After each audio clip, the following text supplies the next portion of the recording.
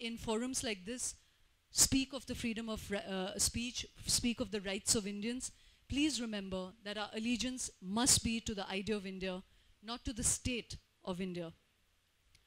To come to the issue of art and cinema, that in many ways is a more complex area because we are a very plural society.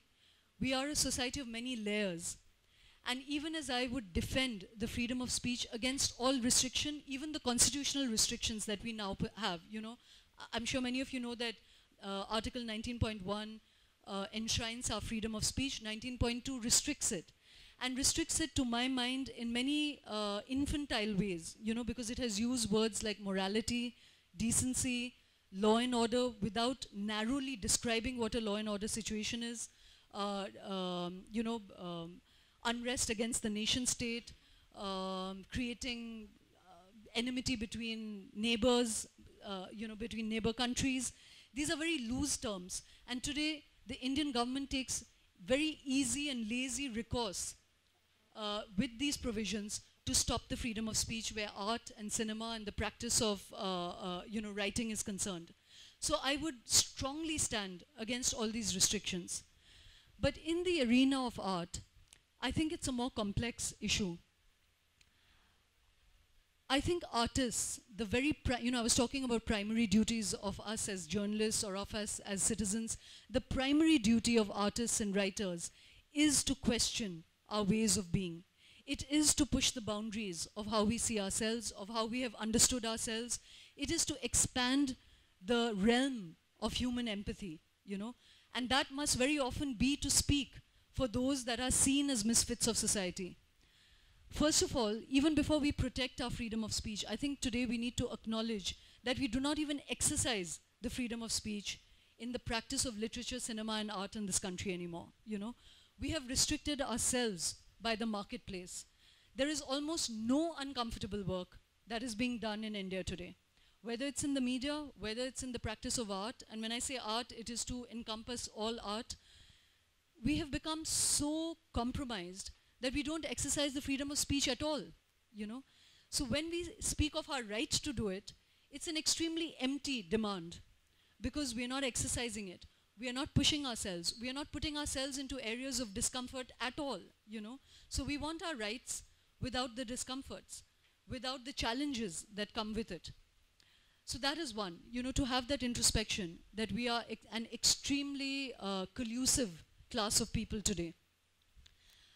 The second is to understand that creative friction arises out of the fact that in every society, there will be those who see themselves as liberal vanguards, who only stand by the rights of the individual, and then there are those who value community higher than the individual.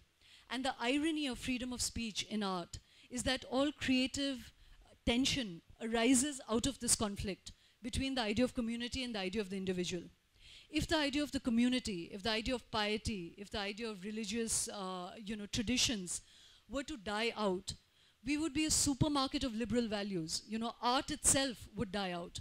Because art, in many ways, the most sublime of art is always in opposition. It is always to push the boundaries of something. If there are no boundaries, there is no art. If you are not to offend, then there is no practice of writing and of cinema, So it's a strange zone where even as we protect our freedom of speech, we must protect the right of others to feel offended. I don't think that we can ever be a society where the idea of offense can die out, whether it's legally, whether it's in social practice, whether it's emotionally. I would dread the day where we become such a monolithic society that the idea of offense is stamped out altogether. So even while I see myself as a very strident protector of the freedom of speech, I would also see myself as a very strident protector of the right of others to feel offended. Which brings us then to the arena of how do you express a sense of offense. And I think there again, it seems almost simplistic to articulate this, but it can only be in the realm of intellect. Your sense of offense can come out in the street rallies. It must always not be violent. You cannot impinge on someone else. And it must always be something that intellectually engages with whoever has offended you. And I think that's where Muslim communities or Hindu right or the Sikh or the Dalits most recently, where the cartoon controversy came up, on the side of political correctness way too much. If as a society we want to become so politically correct that all idea of offense must be stamped out, one way or the other, the right to feel offended and the right to offend must be protected with great zeal. And how we express that must only be in the intellectual space or in street rallies which do not turn violent. The strange part of all this is how all these very complex values, just before I come to social media and the India Against Corruption movements, which I see to be a kind of infantilization of all democratic values, I just want to make a point, which is that all these things that we speak of, the right to freedom of speech, the right to dissent, the right to be adversarial, must come with a great sense of responsibility, a great sense of nuance.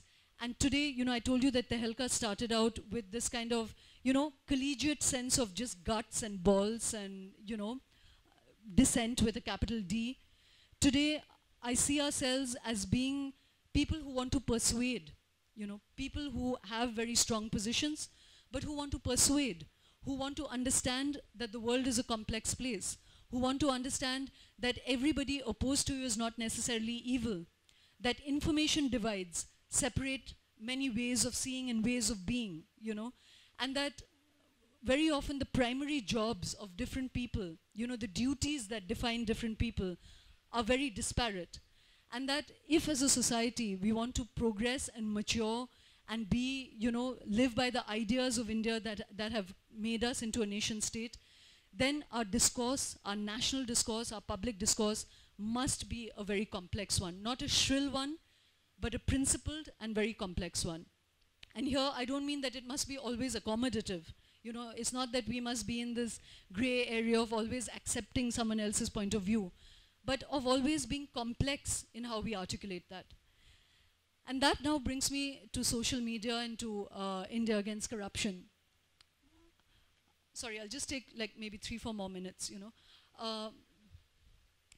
The social media, for me, is an extremely problematic space. The Twitter space, Facebook, all of that.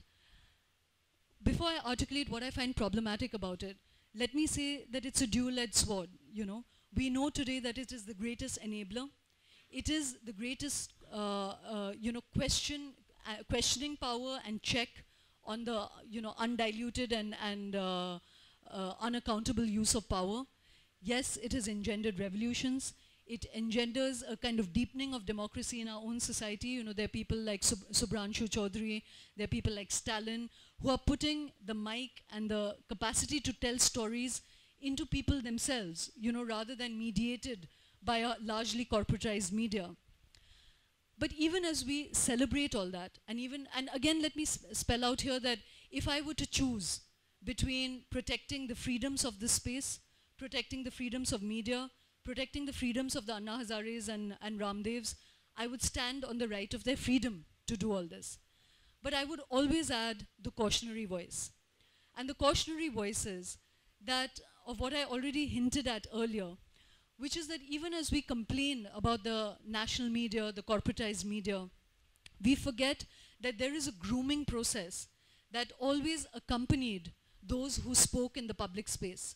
If you were a politician, if you were a media person, if you were a public intellectual, if you were a writer, there was a sense of apprenticeship by which you arrived at the right to speak in a public space. Today, that right is no longer mediated by any sense of apprenticeship. As I was saying earlier, the mic and the megaphone now belongs to everybody. What that has created is not public discourse, but noise. What that has created is that venom, gossip, uninformed discourse, suspicion, conspiracy theories, all of that today passes for discourse. And I think that is bringing us to a very, very dangerous place, not just as a nation state, but as societies. Witch hunts, all of that, which today we find to be very heady. We see it as power. We see it as power in the hands of the citizen. But please remember that power in the hands of the citizen can very easily become a mobocracy. And we have to guard against that. And again, the guarding against that can only be through the creative deterrence of criticism, you know, on the social media.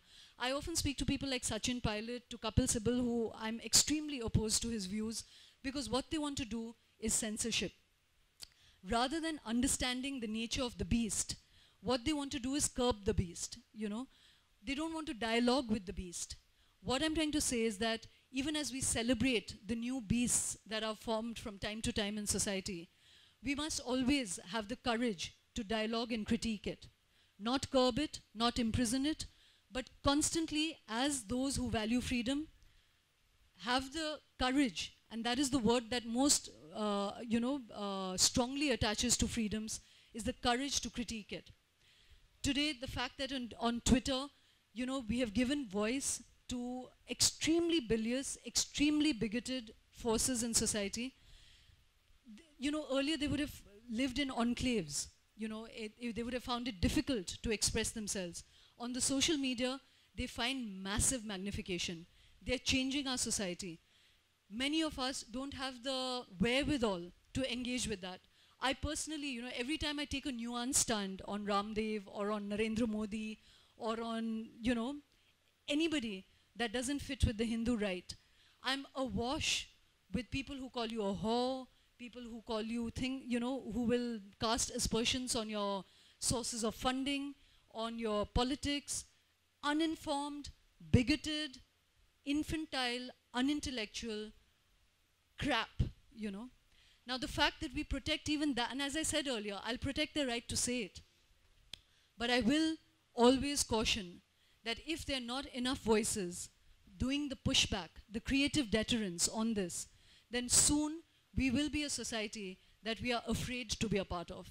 You know, because this kind of witch hunting and everything that passes for public discourse today will eventually cripple us. You know, the freedom will become the crippling factor. That brings me to the corruption issue, you know. My problem with the India Against Corruption, Anna Hazare, Ramdev, all of these people that have posited themselves as crusaders of dissent, crusaders of, you know, a new mood of questioning power, I find them to be extremely, extremely worrying and disturbing. Why? One, because they have been unable to distinguish between street talk and constitutional talk.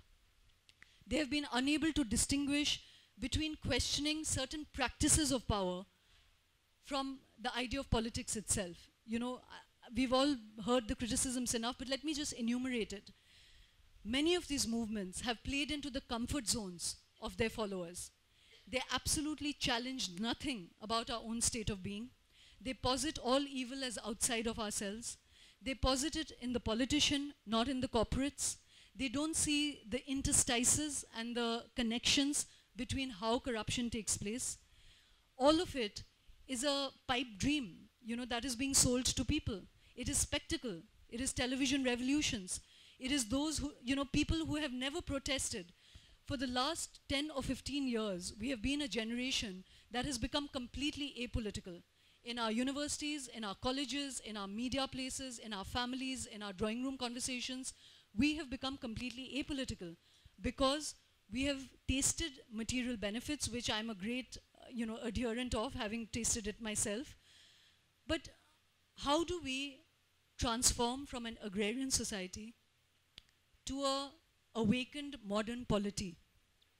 It cannot be by just becoming a consumer class. And that is who we have become today.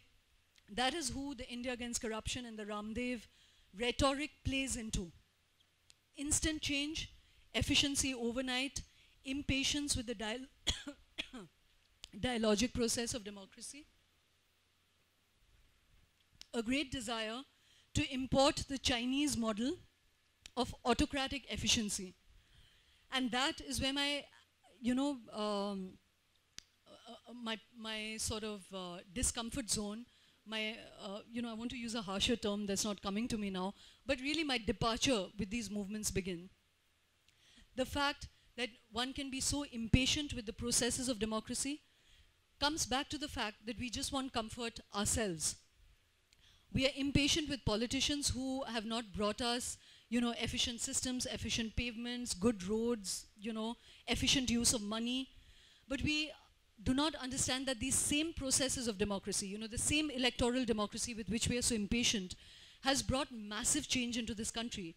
It has brought people into public discourse. It has brought people into the operations of power. Dalits, Yadavs, caste formulations that were completely out of the pale of power are now part of power. We are a society that is evolving. You know, there are many things that are playing themselves out, not just the idea of corruption and material efficiencies. So yes, voicing the desire and frustration of, you know, anti-corruption is important, but how we do it was very important. And I think these movements have failed. They have exercised that freedom of speech without that qualities of complexity and accountability that I was speaking of earlier. And what that has done eventually is that it has eroded the idea of protest movements in this country. You know, civil movements have kept our country extremely safe. They have been very complexly articulated. They have groomed their adherents. You know, if you have ever been part of land movements, of tribal movements, of farm movements, fisher rights, forest rights, any of these civil movements, you know, you'll find that even the commonest man on the road understands the complex politics of which he is a part. The Bhopal gas tragedy. Yes, they haven't, you know, achieved some of the empirical things that they have set out to do, but they have played an extremely important part in preserving the idea of India by which we all live. And today I find that we are willing to jettison all of that. You know, we are willing to jettison all of that by just wanting a simplistic formulation which will bring television cameras, which will bring the crowds. If you hear Ramdev or Anna Hazare or even an Arvind Kejriwal speak, and here again I'm saying that, you know, I'm exercising my right to freedom of speech by criticizing these people. People like Prashant Bhushan and Arvind Kejriwal have been great co-travelers of Tehelka. They fought our journey with us. And it takes a great degree of intellectual courage, I would say, discomfort, personal introspection, to be able to stand up and say, we may join paths again in the future, but for the moment, we are divergent. And explain the reasons why we are divergent, even as I protect their right to speak as they do. The fact that Anna Hazare's movement has decided to abdicate their protest movement and start a political party has been now read as being a great betrayal, you know. Why? Because they have made politics a dirty word. All their followers feel extremely disappointed because they have reviled politicians for a year and a half, and suddenly their leaders want to join and create a political party. I, on the other hand, or people like me, Aruna Roy, Pratap Bhanu Mehta, n number of people who have been uncomfortable with the India Against Corruption movement, you know, protect and welcome and celebrate their right to start a political party. It's not a dirty job. It's not a dirty business. At the same time, I would bemoan the fact that having promised overnight change, having held parliament to ransom for a year and a half, the fact that they abdicated their protest movement is a huge loss, because people who believed in them will now find it difficult to believe again. And they have also devalued the idea and the moral pressure of protest movements. You know, in a democracy, just to finally tie up all of this, there are many constituents to a democracy. There are many institutions that keep a democracy safe. Individual rights is one of them. Institutional structures is another part of them.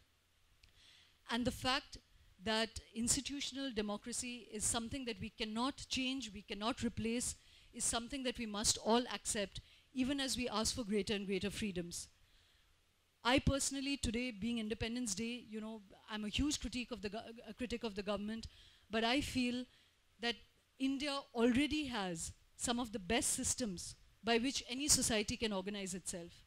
Our job as citizens is to be in constant creative dialogue with that, to push that. And protest movements, civil movements is one aspect of that. It can be a great moral pressure. It can actually help legislate if it would present papers without trying to usurp the right of parliament. You know, even as they have not achieved what they intended, I think they have made a huge dent. They have brought a kind of white-hot urgency to the issues of corruption. Even in the clumsy ways in which all of this has played itself out, I think something has happened in Indian democracy. And I think as we understand and accept the essentially dialogic nature of democracy, we will be in a safe space. If we want to abdicate all of that overnight, if in pursuing freedom of speech or dissent or, glamorous ways of questioning power, if we want to overnight throw all these things away, then we will arrive at a dangerous space. And so ultimately, freedom of speech is the cardinal freedom that is enshrined in our constitution. But how we practice it, how we exercise it, and how we demand it is something that is equally important. Yeah? Thanks for listening. Thank you very much. You're going to have to, so Shoma actually has to leave us because she's just in fact flown in, and I think she's going back to the airport now. But I just want to thank you very much. I mean, that was a tour de force, presentation on freedom of speech in India. You covered many, many issues, but I think this idea of the dialogic process of democracy, I mean, there's so many things that you said which can be discussed, and I think going forward now we will open up this discussion. We also have Mihir Sharma there, who's another panelist, and of course Hindol, Anshul, and Subi, and everyone here. But I think you've laid out a fantastic template for us, and I'm sorry you can't be with us the rest of the debate.